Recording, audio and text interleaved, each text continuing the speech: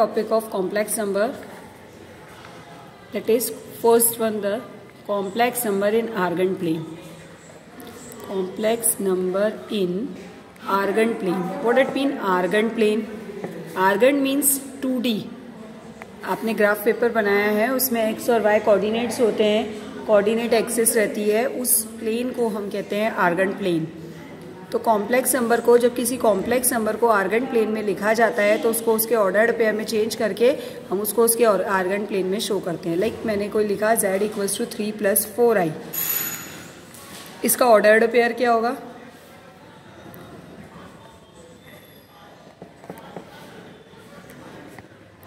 Three, 4। सो इसको हम complex number में कैसे लिखेंगे, आर्गन प्लेन में कैसे लिखेंगे? आप सबने 2D बनाया है, 2D के ग्राफ बनाए हैं। ये आपकी कहलाती है रियल एक्सिस और ये कहलाती है आपकी इमेजिनरी एक्सिस, y एक्सिस। ये आपकी x एक्सिस है जो कि रियल एक्सिस होती है, और ये आपकी y एक्सिस है जो कि इमेजिनरी एक्सिस होती है। इसको मैं थोड़ा सा इमेजिनरी एक्सिस। अब बेटा ये रियल एक्सिस, ये इमेजिनरी एक्सिस, 3, 4 जैसे आप कोऑर्डिनेट ज्योमेट्री पे अरेंज करते हैं वैसे करेंगे। ये आपका पॉजिटिव पॉजिटिव होता है, ये आपका नेगेटिव पॉजिटिव होता है, ये आपका नेगेटिव नेगेटिव होता है, और ये आपका पॉजिटिव नेगेटिव होता है। तो 3, 4 दोनों ही पॉजिटिव हैं, तो x 3 और y 4 इस तरह का हम पॉइंट बना लेंगे। ये आपका आर्गन प्लेन में पॉइंट आ गया z कॉम्प्लेक्स नंबर। आप किसी भी कॉम्प्लेक्स नंबर को आर्गन प्लेन में शो कर सकते हैं। नाउ इसके बाद हम देखते हैं आर्गन प्लेन में शो करना। इसके बाद हम देखेंगे आपके पास और कंडीशंस हैं, modulus, argument. They are the very important topic of the complex number. नहीं तो मैं जाऊं यहाँ से, अरे आर्ग्यूमेंट और मॉडुलस ये शो करने के लिए भी आपको आर्गन प्लेन की ज़रूरत पड़ेगी। जैसे आपके पास ये कॉम्प्लेक्स नंबर हम इस आर्गन प्लेन में बना रहे हैं। आर्गन प्लेन पे हमने एक कॉम्प्लेक्स नंबर बनाया a, b। इसका रियल एक्सिस पे हम परपेंडिकुलर ड्रॉप करेंगे और इमेजिनरी एक्सिस पे भी परपेंडिकुलर ड्रॉप करेंगे। That is your y axis और x एक्सिस। इसका जो रिजल्टेंट होता है बेटा, this is your a and this is your b। So this is also your b, distance b units. So the resultant factor OR या OP, जो भी आप बोलना चाहें, OP, ये रिजल्टेंट आपका कहलाता है। फिजिक्स में भी आपने पढ़ा होगा, ये रिजल्टेंट होता है। और रिजल्टेंट कैसे फाइंड करेंगे? You know the perpendicular, you know the base. So for resultant that is your mod of z, इसी को हम मॉडुलस ऑफ z कहते हैं। ये आपका होता है √of a² + b²। Pythagoras apply करते हैं हम, r² = a² + b²। So r will be equals to √of a² + b²।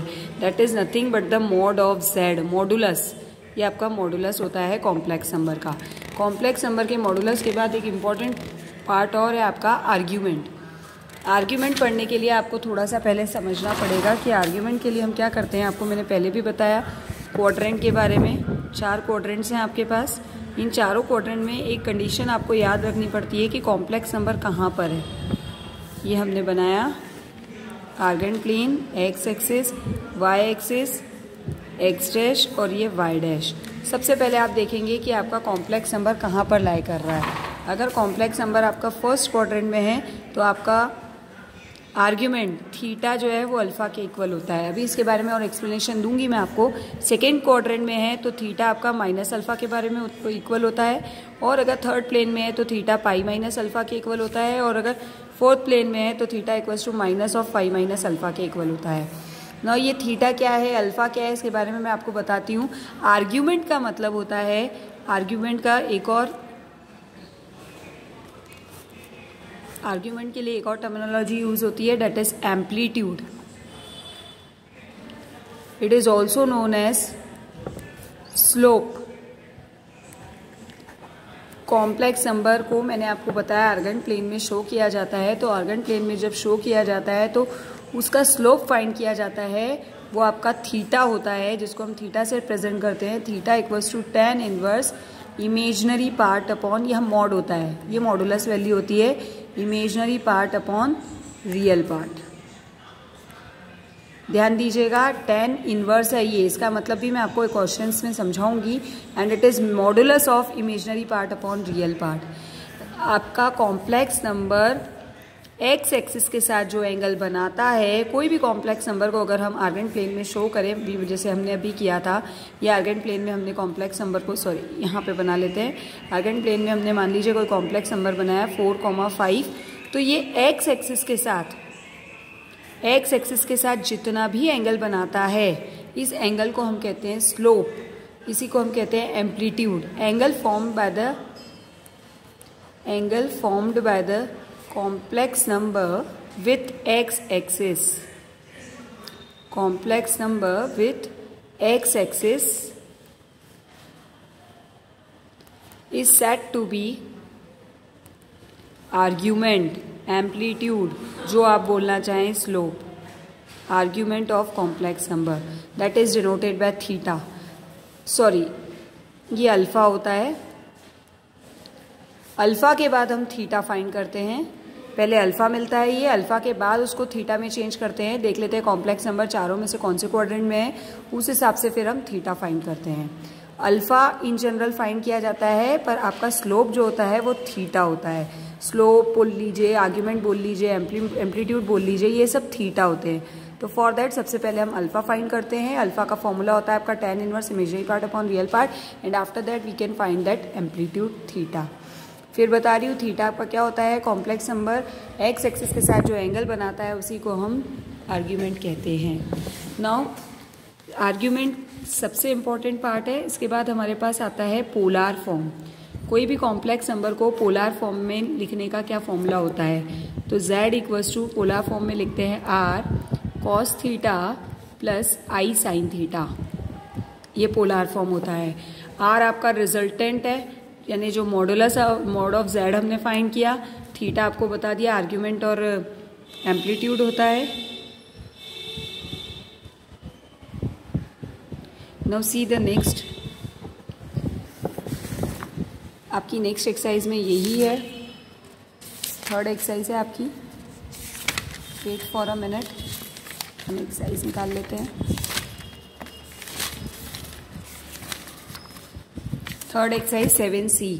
First question is represent the following complex number following numbers on a complex plane with proper unit.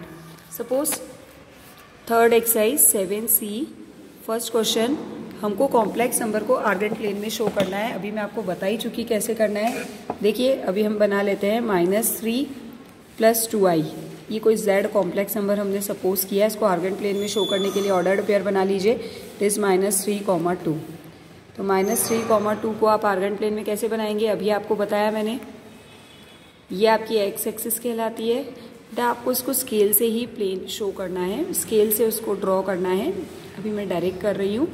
ये आपका पहले बता चुकी हूँ, positive positive, it is your negative positive, it is your negative negative, and it is your positive comma positive. You have negative positive, that means in second quadrant -3,2, x तो -3 आपने last year बनाए थे graph, वैसे ही बनाएंगे, और y2, तो यहाँ कहीं आपके पास ये कॉम्प्लेक्स नंबर आ गया। एक ही प्लेन में आप सारे कॉम्प्लेक्स नंबर जो भी आपको दे रखे हैं बुक में, वो आप एक ही ग्राफ पे शो कर सकते हैं। उसके बाद आप जो चाहे शो करना चाहें, सपोज इसके बाद 2i शो करना है, तो 2i क्या बन जाएगा आपका 0 + 2i। 0 + 2i को कहाँ शो करेंगे आप, इसको लिख लीजिए -3,2। 0,2 को कहाँ शो करेंगे, यानी x तो 0 और y2, y पॉजिटिव होना चाहिए और x 0। आप इसको पेंसिल से बाकायदा स्केल लेके करेंगे, मैं डायरेक्ट आपको बता रही हूँ 0,2। इसी तरह आप बाकी के कॉम्प्लेक्स नंबर को भी आर्गेंट प्लेन में शो करेंगे। Now come to the next question, find the modulus. Modulus आपका इंपॉर्टेंट टॉपिक है, ये ऑब्जेक्टिव में भी आता है, लॉन्ग क्वेश्चन में भी इसको किसी न किसी फॉर्म में पूछा जाता है। मॉडुलस शो करने के लिए ये और इजी काम है, मॉडुलस बहुत इजीली फाइंड किया जाता है। z equals to, question number 2 है, मॉडुलस फाइंड करना है। मान लीजिए आपको फाइंड करना है 2 + 2√3i। कुछ नहीं करना है, मॉडुलस का मतलब mod of z equals to √a² + b² का मतलब था आपका रियल पार्ट का स्क्वायर प्लस इमेजिनरी पार्ट का स्क्वायर, उसका √।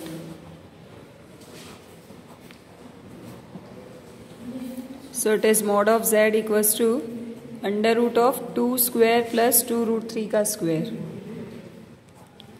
That is 4 3s are 12 and then 4, 12 और 4 16, रूट 16 दैट इज 4 यूनिट्स। ध्यान दीजिएगा मॉडुलस है, मैग्नीट्यूड वैल्यू है।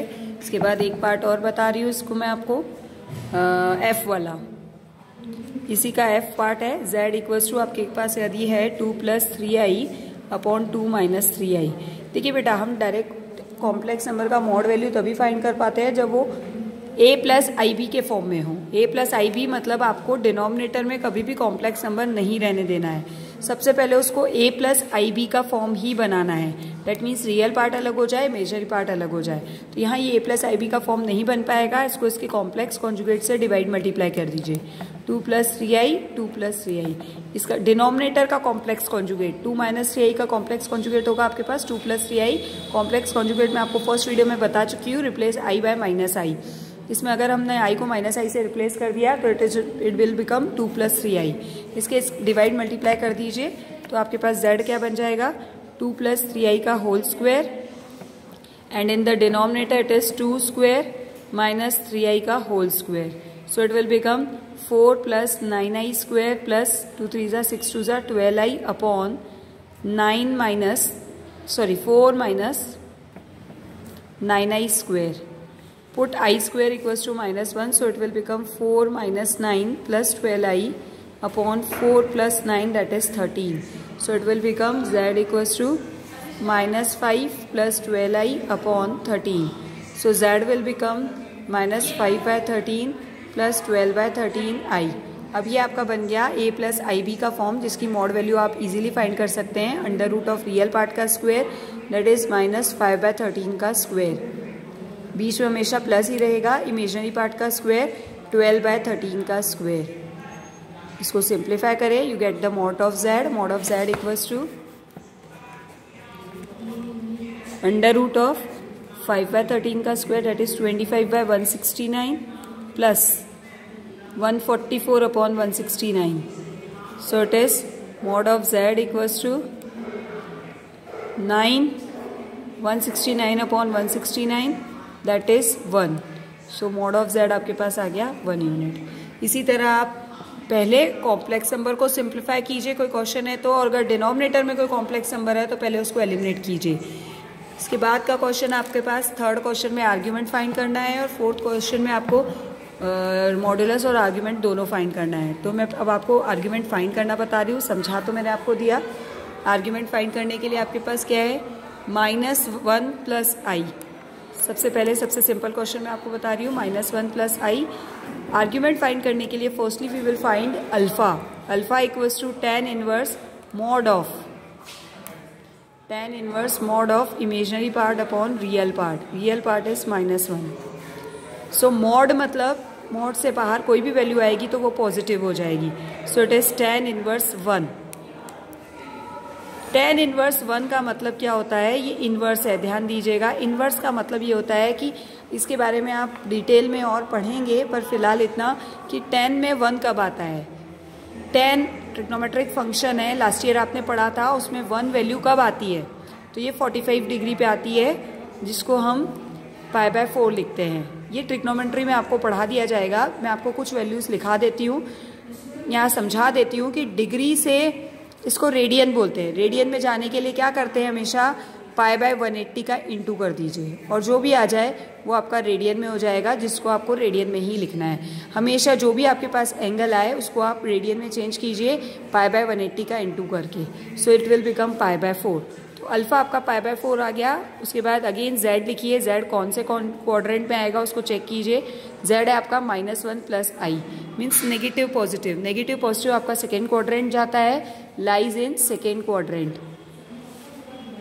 सेकेंड क्वाड्रेंट होता है, देयरफॉर आपका आर्ग्यूमेंट थीटा इक्वल्स टू हो जाएगा, आपको स्टार्टिंग में ही समझा दिया मैंने। It will become -α -π/4।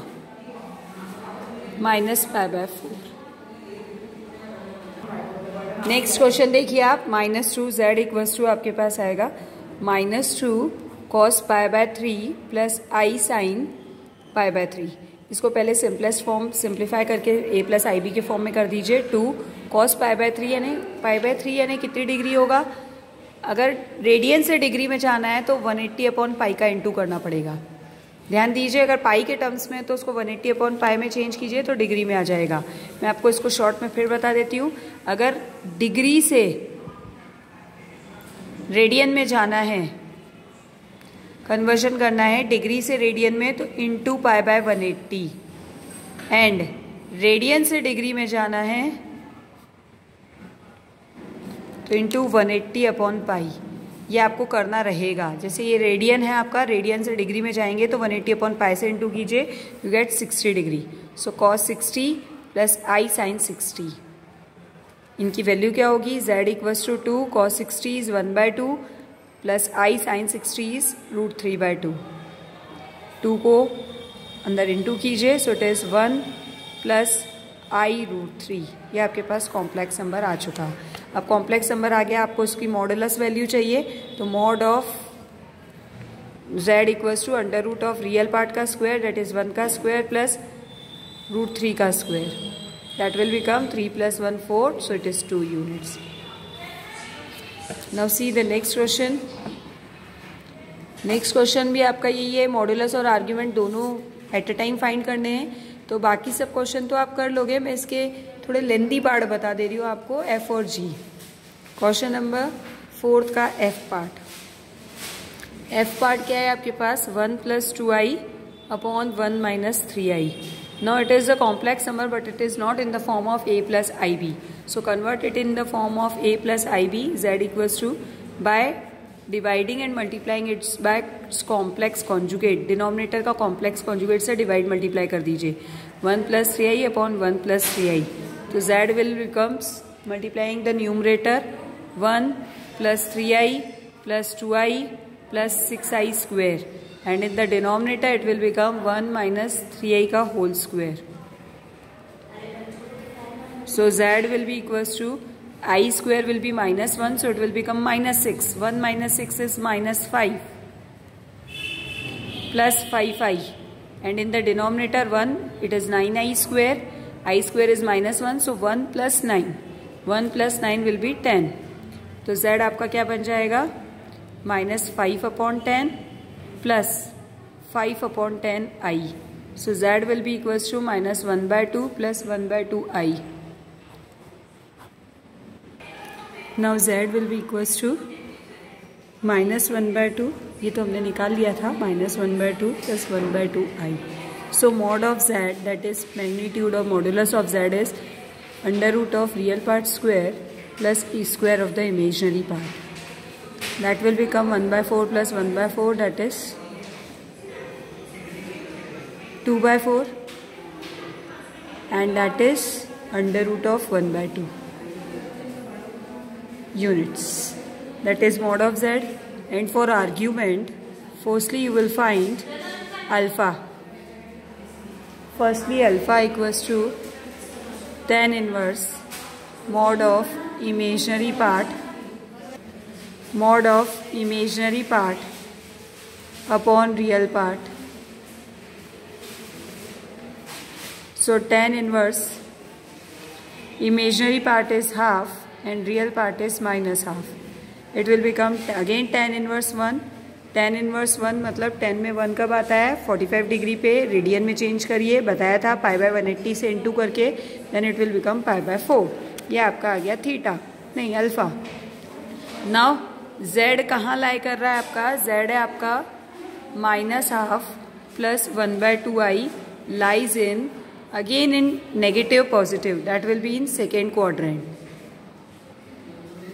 Second quadrant मतलब theta equals to pi minus alpha, नहीं minus alpha, so it is -π/4.